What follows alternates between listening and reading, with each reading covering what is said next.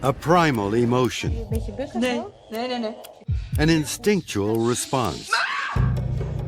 But for something so fundamental, fear is still a mystery. My mind is saying just go and my body's just frozen. What you see actually is really irrational behavior. Why are some people frozen by phobia, while others are inspired to fly? Fear is addicting. It's the coolest feeling in the world. Could fear, in fact, be good for us? It does increase our tolerance for uncertainty. What if you couldn't feel fear at all? She is a living, breathing case study of what life would be like without fear. Can our deepest fears be overcome? Can you bear to find out? 1, 2,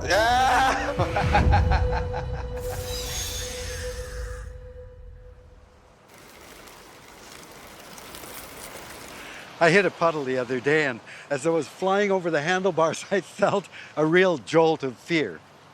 I know fear can be useful, making us be a little more careful, but that was nothing like the gut-wrenching fear I felt when my wife almost drowned from a heart failure while swimming out here in the bay. But what do we know about the biological role of fear? There's no better place to study fear than at its most extreme. Supergoed. Supergoed. Doe heel even deze dicht. Kom maar met mij mee. Ik ga hem eruit halen. Je doet het echt heel erg goed. Mirjam Kanagiter is terrified of chickens. The instant she sees a chicken, her memory tells her body to go on high alert. Kom maar. Kom maar staan waar ik sta. What you see actually is really irrational behavior. Nee, ik wil niet langs de lijn hoor. And even though they realize that there is no real threat, the moment that they are in the situation, they respond as if there is real danger and that they will die. Zet dus 1 stapje naar voren. Our brain does not differentiate between whether the fear is rational or not. Een beetje bukken Nee. zo? Nee. Whether there's real danger or no real danger. Mirjam is here with Dr. Merel Kindt of the University of Amsterdam in a radical attempt to cure her paralyzing fear. Supergoed gedaan. One little pill, a known heart medication, appears to wipe away fear. 24 hours later, Kindt accompanies Mirjam back to the chicken. Hoe is het? Ja, goed. Hoe voel je je? What do you feel? Relaxed. Relaxed. Ja. En jij? Zie je? Voelt u niet dat ik bang ben? Nee. Voelen beesten dat niet? Nee. Maar ben je bang een beetje? Nou, It is emotional, huh? That you can do this. Yeah, you can cry. It's okay.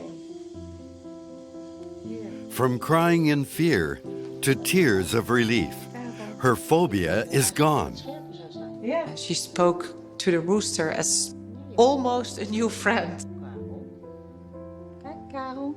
That was quite convincing and also impressive. Reports of a cure for fear have attracted a lot of attention to Dr. Kindt's clinic.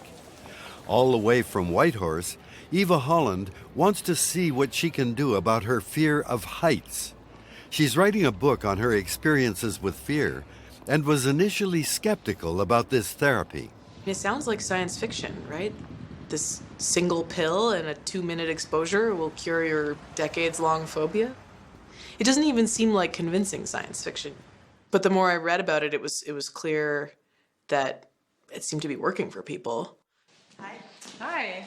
Nice to meet you. Dr. Kindt's treatment is based on a new understanding of how fear memories work.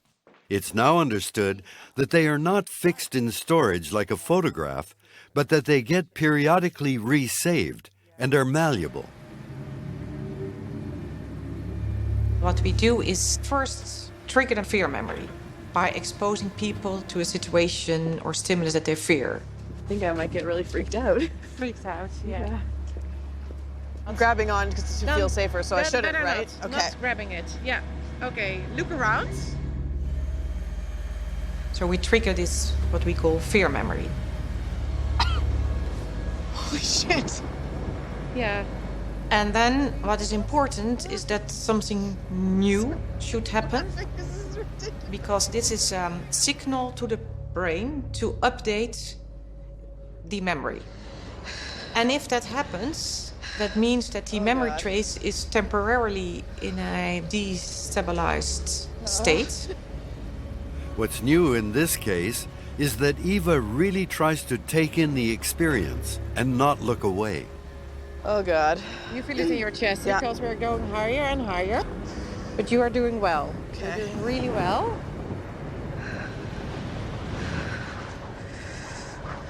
When Kindt feels that Eva's fear has been fully triggered, they return. I'm still really shaky.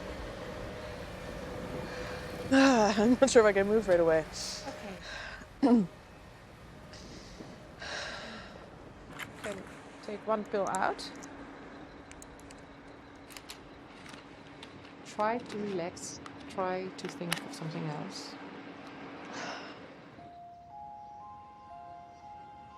I wanted to follow the instructions to the letter. I wasn't supposed to do anything that might trigger me to feel afraid at all. I just kind of tried to stay in a little bubble until I went to sleep. The idea of resaving the memory happens during the night. But we disrupt this process by giving the client a pill of propranolol. The pill has been used for years as heart medication. But when administered under exact conditions, it also blocks the work of a neurotransmitter involved in resaving memories. The memory has been changed in a way that it doesn't trigger this very strong fear response. If it worked, then you really see a difference. The next day, Eva and Dr. Kindt are back at the fire hall. Feel okay looking at the bucket? Yeah? Oh, that's good. That's good. So far, it's a lot better than yesterday. Yeah. If you change position, because here you feel more the wind. Can you do that? Sure. Yeah. Oh, wow. As soon as we lifted off the ground, it felt completely different from the day before. We went all the way to the bucket's upper limit, and it was windier, I think, than even the day before. The bucket was shaking, and I kept waiting to get scared, and I didn't. It's like yesterday when I felt like I was going to fall over. Yeah. It felt like a completely different experience. Every time when I see my clients being so scared, it's really intense. To be good in what I'm doing, I think it's necessary that I also feel it. And to see the difference, the relief, happiness, this is extremely rewarding. Cured of her fear, Eva even goes up a second time. Again? Yeah. Dr. Kindt's method of treating phobias is remarkably successful. And since she started in 2015, there has been no relapse in any of her cases. Large-scale clinical trials are being planned. But abolishing all fear is not something she recommends. If I think of a life without a fear, it would feel quite empty. My greatest fear is that something bad happens to my children. So I realize that even though this is not a nice feeling, of course, that this is the other side of the love and warmth that I feel for my children.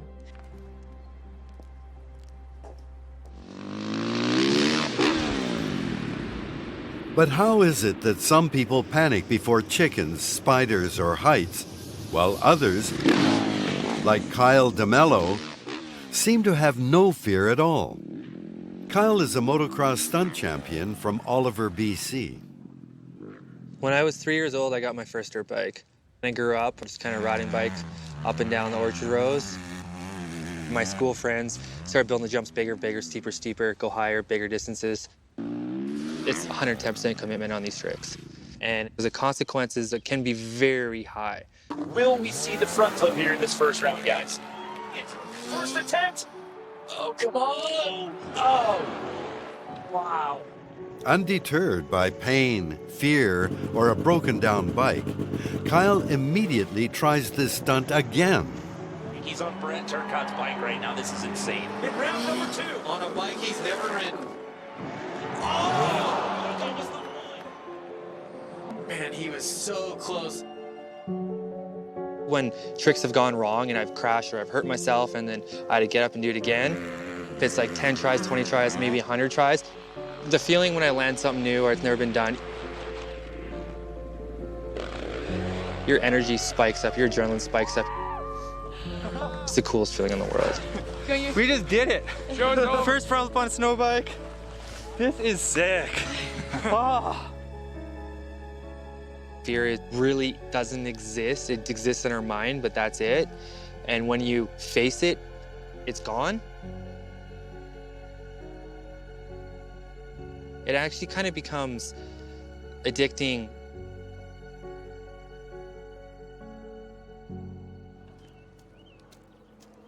Now Kyle has come to Vanderbilt University in Nashville to work with David Zold, who wants to know how Kyle deals with fear, or if he feels it at all. What's my story?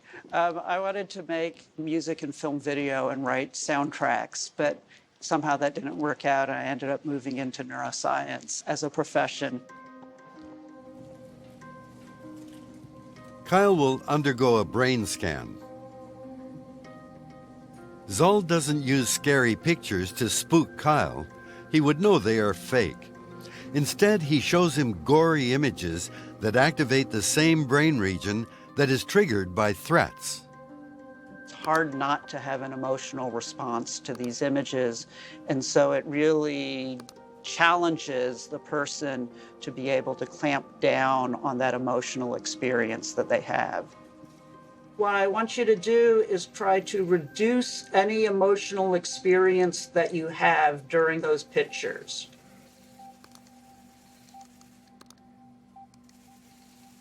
If there is something special in Kyle's brain that makes him immune to fear, Zold will see it. The next morning, the results are in. This is the area that we're particularly interested in, the amygdala, because it is really central to the experience of fear. Zold can see that Kyle's visual cortex at the back of the brain lights up as it takes in the threatening information. Normally, the amygdala would be fired up as well, but not Kyle's. Your amygdala basically looked quite silent in that condition. By contrast, the visual cortex is still doing some amount of response in terms of trying to figure out what it's seeing. Everything we looked at here, how can we relate this to like my riding and understanding the aspect of fear and how I deal with it? There are a couple things I think are relevant for you in particular. One of them is that you do experience fear of what can happen. I even remember like my first attempt after this first 2 crashes. I was scared, I was nervous, I was shaking. But you show a really strong ability to downregulate that amygdala, that circuitry that's involved when people are anxious or afraid. You can control it to enough of a degree that allows you to actually go forward and do the tricks, to do the jumps. But beyond a great ability to clamp down on fear, Kyle also seems to get an extra rush from overcoming it. Dr. Zold has studied how thrill seekers have a greater amount of dopamine, a kind of reward chemical, flowing through their brains. What we've found is that when presented with something that's highly motivating, they get a stronger response to it. For you, I think, throughout your life, there's been that pull to do it. So you're telling me a little bit, though, about preparing a new jump. Yeah, so like when it comes down to new... For Dr. Zald, fearlessness is at the heart of what makes us human. It all kind of comes down, you got to break If we think about evolutionary history, humans spread out across the entire globe in a relatively short amount of time, it looks like. How did we do that? You had to be able to overcome fears of doing certain things that hadn't been done before. The folks who can do that may have had a real advantage. Who knew that people like Kyle DeMello might be the vanguard of human evolution? Could it be that getting scared is actually good for us?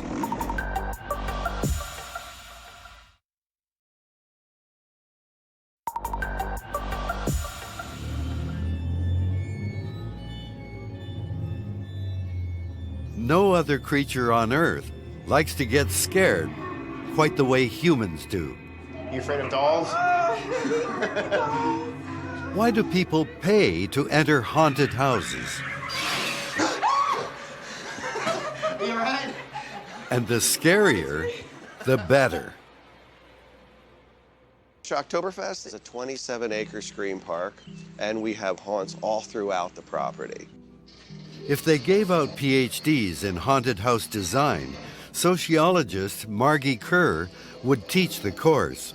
She's here in Pennsylvania with owner Patrick Konopelski to give him some of the science behind his scares, a finely tuned mix of psychology and physiology. This room does a good job of taking childhood dolls, toys, things that we remember and regard with a lot of nostalgia and basically defiling them.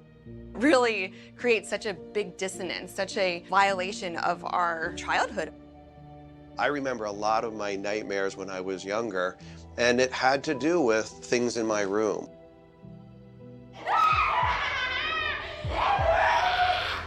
We mix in real actors as well as prop zombies. So with the chaotic lighting and the very loud music, they're not 100% sure what's going on. Our startle reflex does get saturated. After repeated startles in quick succession, we do start to tune it out.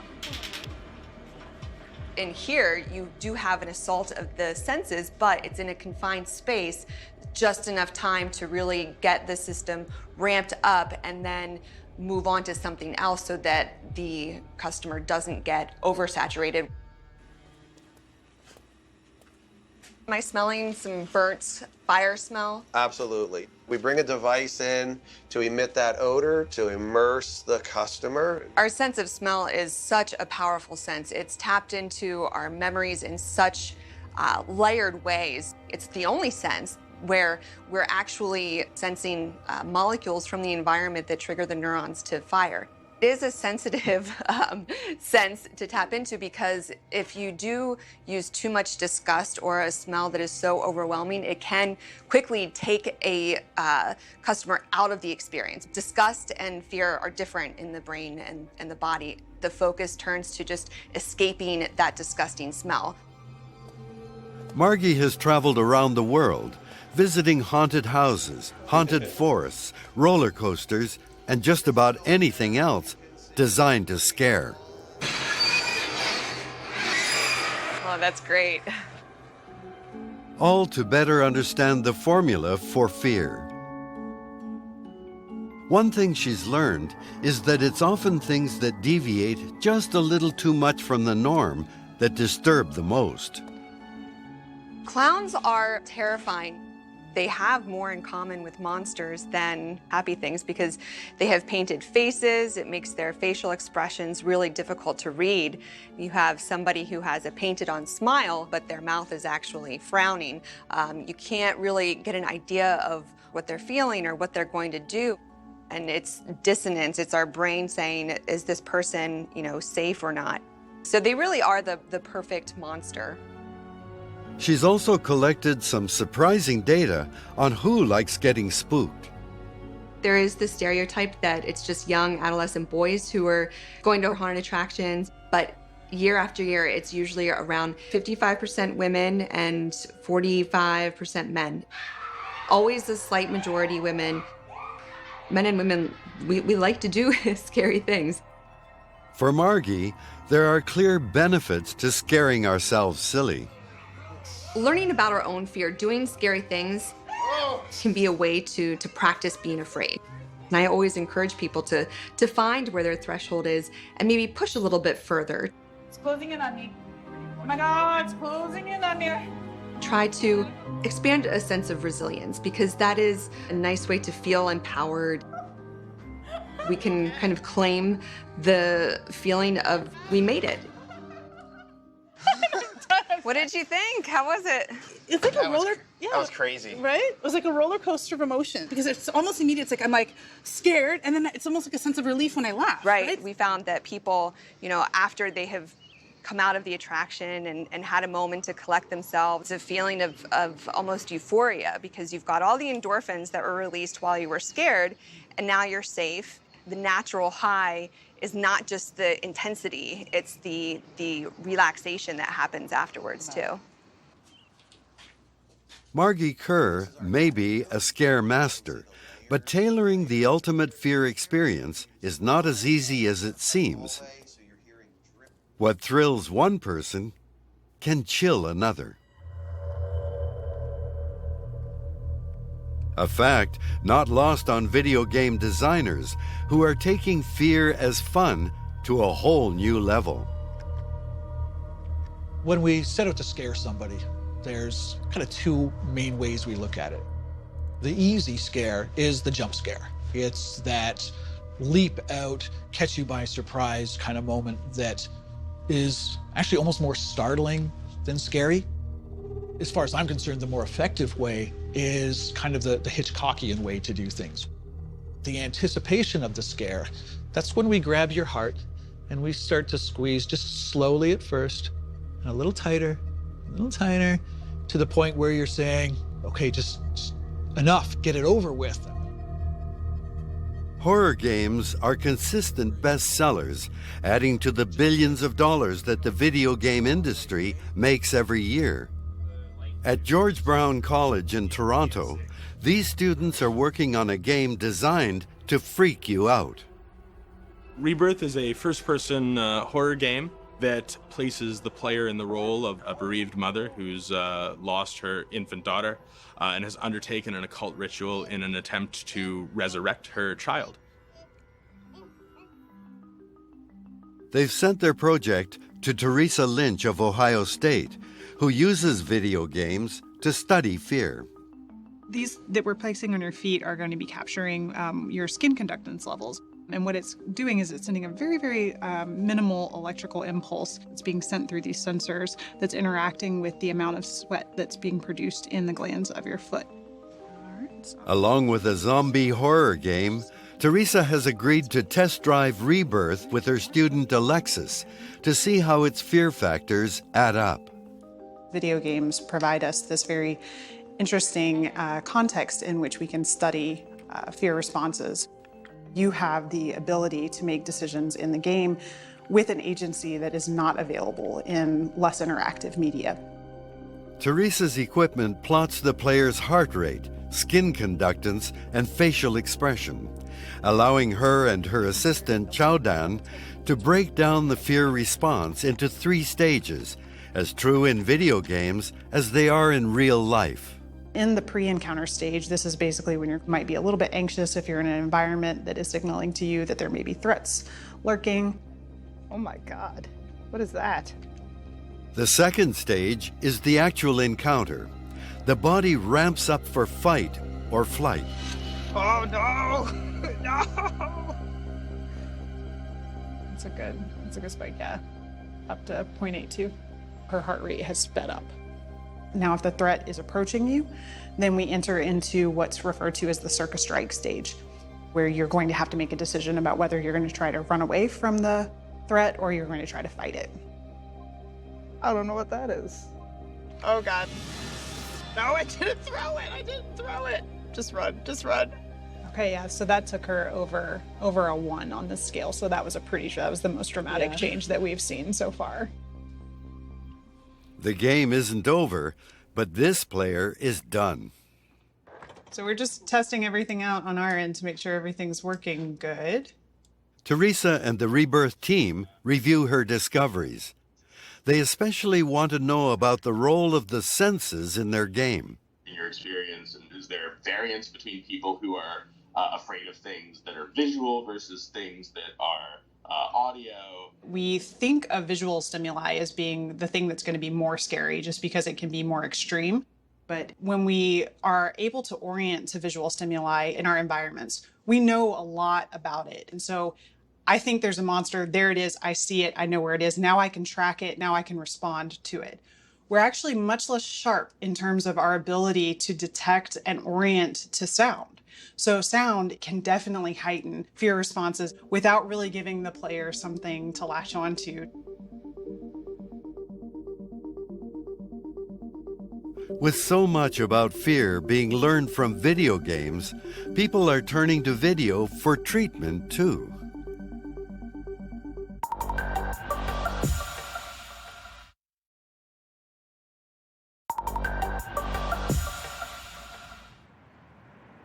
Since I was about 14 or 15, I could consciously remember having this fear of balconies, ledges, just heights in general. It's embarrassing for me, but today I'm here to look a bit deeper into what it is that's causing that, and if I could rid myself of that, that would be amazing. Michael Ampa-Baden has come to the University of Quebec in Gatineau to try out therapy with virtual reality. See that how you see that? It gives you depth. That's really cool. Stéphane Bouchard is a pioneer in its use and has the world's most developed VR lab for this very purpose. First of all, you'll have to put on this headset. Together with his assistant, Alain Hajar, they will put Michael through his virtual paces. The emotional part of the brain, the limbic system, kicks in within 12 milliseconds, and the logical part of the brain comes afterwards. So it means that we get emotional before we get logical. So in virtual reality, if we present sufficient virtual stimuli, the part of the brain that deals with emotion believes or reacts as if it's true. And even though it's not, it's too late because the emotions are there. And what we want to do in therapy is build your strength in controlling these emotions. The first step is for Michael and Alain to assess the severity of Michael's condition. Chris?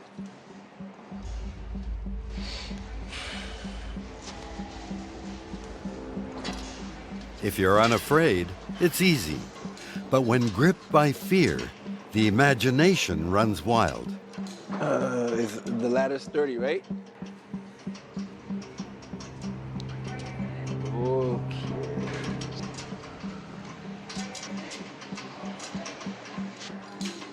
Okay, I'm good. Good job, Michael. Now you can come down. Michael stops at the 5th rung and can go no higher. Let's see what this treatment does. So you simply grab this, and with your thumb, you can move around the joystick. Here you go. Back at the lab, a deep sinkhole has opened up in Michael's new reality. He must begin by moving towards it. A big part of me wants to get to the hole, but like the closer I get, my body is on like high alert right now. It's like a frozen state.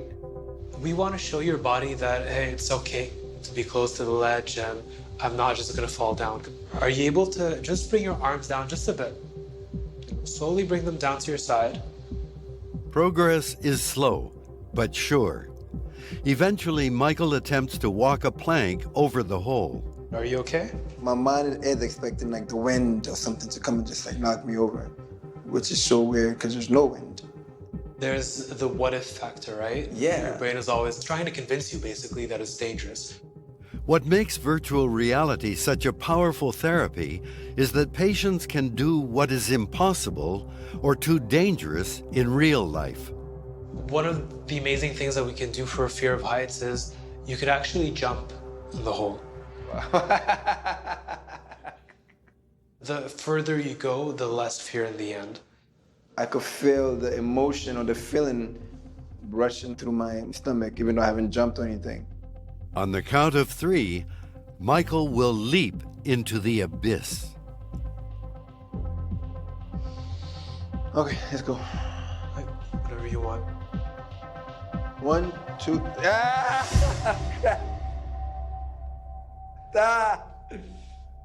Oh, you just did it. This is crazy. So we're in the complete bottom of the hole.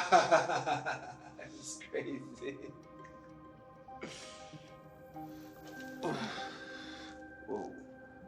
How was that? This one was much more smoother. Smoother? Yeah, Okay. very smooth. A few more jumps, and Michael feels that he's gained some mastery over his fear. Now, it's back to the gym. Patients usually do 8 to 10 VR sessions before they hope to see a real improvement. But Michael is keen to try right away. Come on, Mikey, you can do this. Let's go, boy. Let's go, boy.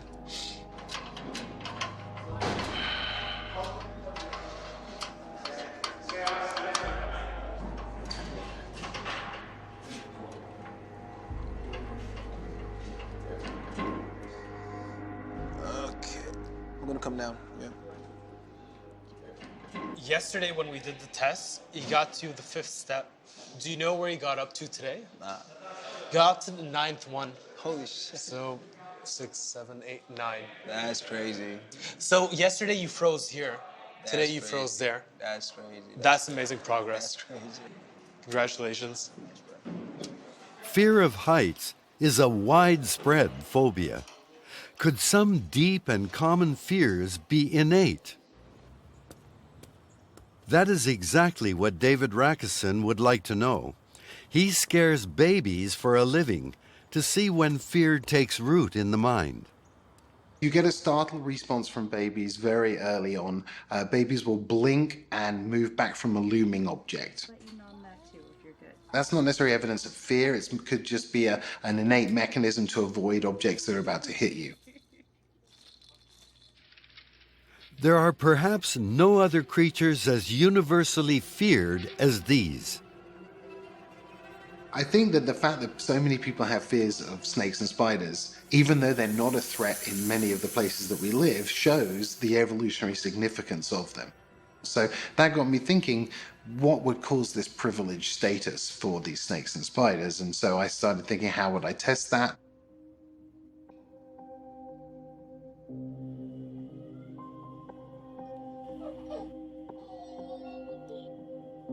Rakison is not searching for signs of fear. He's looking to see what captures the infant's attention. We show babies schematic versions of snakes or spiders, and then we track how long the babies look at each of these images compared to scrambled versions of the same images. And we find that at 5 months of age, babies will track a snake-like image longer than they will scrambled versions of the snake, and they will do the same thing for spiders. But could it just be a familiar pattern or shape that attracts the gaze? So we've tried using flowers. We see no effect for flowers, which is a biologically plausible stimulus. No effect for rodents or sharks. So it seems unlikely that it's a preference for a biologically plausible shape. It seems rather that babies have this very specific bias to look at snakes and spiders in particular, and this correlates nicely with what we know about adult fear, where snakes and spiders are in the top 5 non-human animal fears that adults have. So it looks like she looked for a long time at the snake and the schematic spider.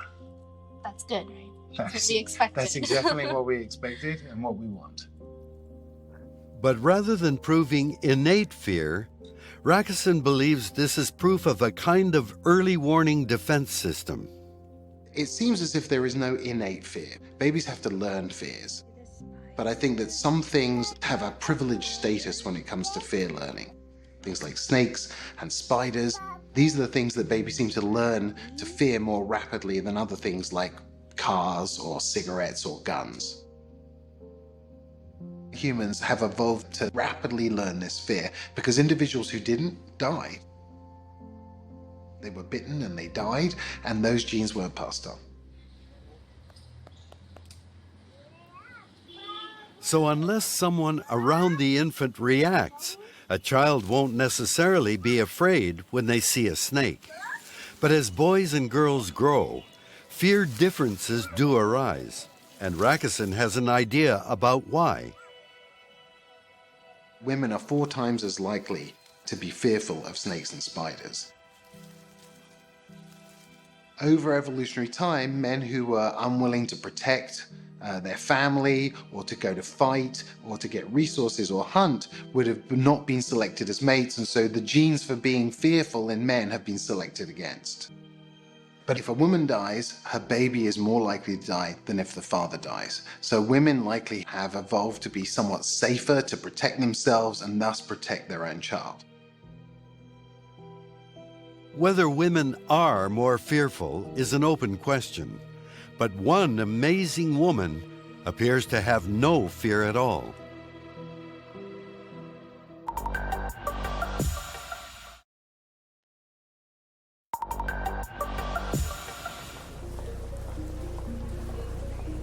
Somewhere among the millions of people in the USA, there lives a woman who knows no fear. Her identity has been a secret for over 30 years. You could walk by her on the street and never know. And yet, her superpower is helping unlock the mystery of how fear works in the mind. Justin Feinstein is one of the few people in the world who knows who she is and what she's like. I've had a chance to work with her both in laboratory settings and also in real-world settings for about 15 years. She likes animals, she has a dog. She tends to approach the world as if it's her oyster. Very affable, very social. But her lack of fear has unexpected consequences. We found she has no sense of personal space. When you're in a crowd and somebody comes really close to you, it creates this sense of discomfort, like they're invading your little bubble. But for her, there is no bubble. So when someone invades her personal space, the normal signals of distrust are missing. And she finds no discomfort being nose to nose with a total stranger.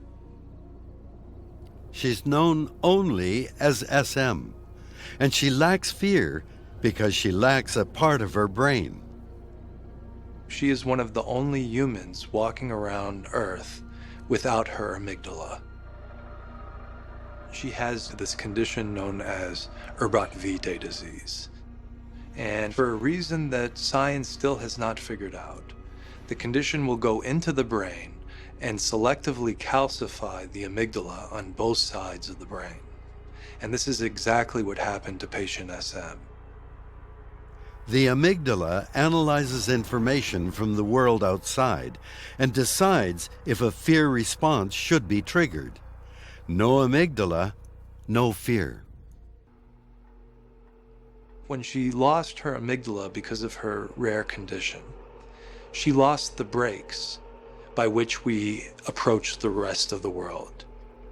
And as a consequence, this has gotten her into some trouble. There was a lot of people around her who were part of the drug trade. She had reported to the police that she didn't want any of these people in her community. One day, she was sitting outside of her apartment, and a stranger comes out of the blue, puts a gun to her head, and yells, "Bang!" and then runs off. About 20 minutes after this occurs, the police knock on her door because a neighbor saw this unfold. They were quite concerned. And the police said, explain what happened, who was this guy? And she was very surprised to even see the police. It didn't register on her radar that this was a serious event that had just occurred. SM's extreme condition may allow science to finally understand how fear works in the brain.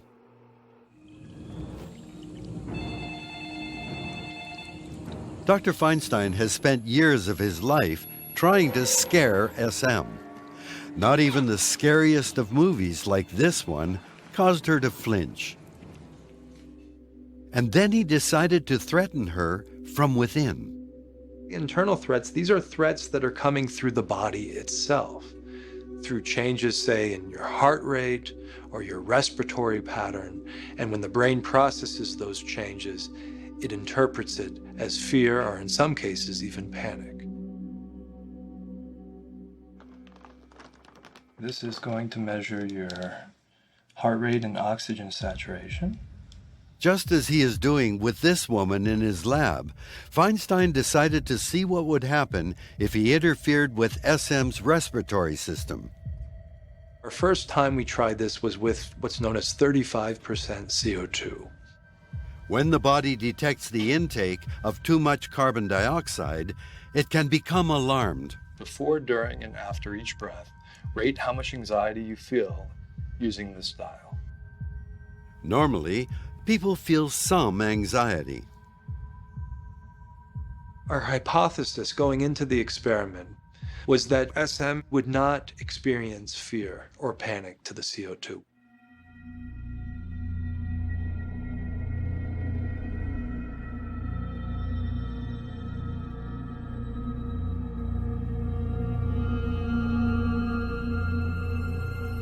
SM took a single vital capacity breath of CO2.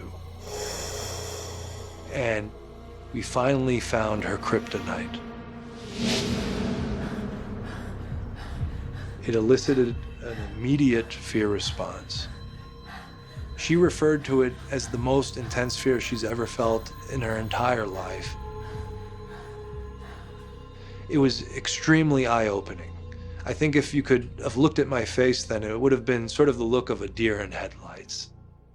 And with that one breath, science learned that the amygdala is not the brain's only fear center. This fear that your life is in danger and could end at any moment does not require the amygdala. It's somewhere else in the brain.